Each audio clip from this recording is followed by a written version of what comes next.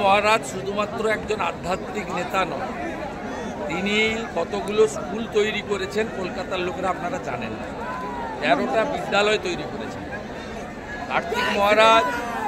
বেলডাঙ্গাতে মুর্শিদাবাদের সাধারণ গরিব মানুষের জন্য সরকার যে চিকিৎসা দিতে পারে না, সেই চিকিৎসার জন্য সেখানে হসপিটাল তৈরি করেছে। তাই কেবলমাত্র সনাতনী জাগরণ বা গীতা পড়ার জন্য প্রচার শিলিগুড়ি থেকে কলকাতা এটা শুধু করেননি, তিনি শিক্ষা এবং স্বাস্থ্য ধর্ম বর্ণ নির্বিশেষে মানুষের জন্য সেবাদান করার জন্য প্রতিষ্ঠান গড়ে তুলেছেন নীরবে নিভৃতে।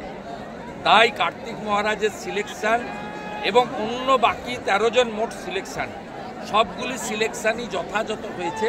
বিভিন্ন সেক্টর থেকে সিলেকশন হয়েছে এবং আমরা বিশেষভাবে গর্বিত রাজবংশী লেখক শিক্ষক নগেন্দ্রনাথ রায়, অরিজিৎ সিং, আমাদের গর্ব, মমতা শঙ্কর সহ প্রত্যেকের জন্য।